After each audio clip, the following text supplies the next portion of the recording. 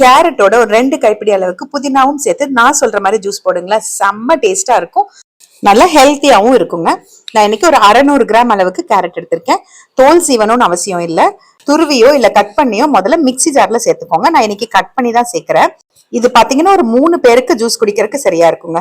இதோட நல்லா ஃப்ரெஷ்ஷா இருக்கிற புதினா 2 கைப்பிடி அளவுக்கு சேர்த்துக்கோங்க. என்னோடது கொஞ்சம் லைட்டா வாடிருச்சு, ஃப்ரெஷ்ஷா இருந்தா இன்னுமே டேஸ்ட் நல்லா இருக்கும். நல்லா ஒரு பெரிய துண்டு இஞ்சியும் ஒரு 10 மிளகும் சேர்க்கிறேன். இஞ்சி லெமன் மிளகு காம்பினேஷன் உங்களுக்கு அடிக்கடி சளி பிடிக்கிறத கண்ட்ரோல் பண்ணுங்க.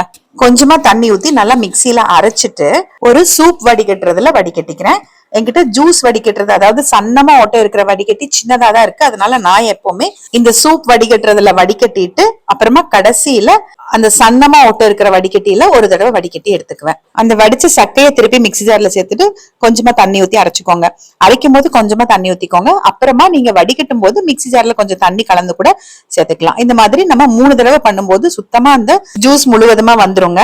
இந்த சக்கையை வேஸ்ட் பண்ண கூடாதுன்னு நினைக்கிறவங்க பொரியலாவோ இல்ல பச்சடியாவோ தாங்க செஞ்சு சாப்பிட முடியும்.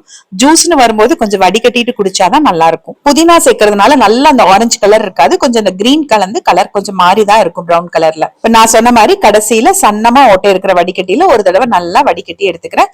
நமக்கு ஜூஸ் ரெடி ஆயிரும். இது கூட ஒரு அரை மூடி லெமன் பிழிஞ்சுக்கலாம்.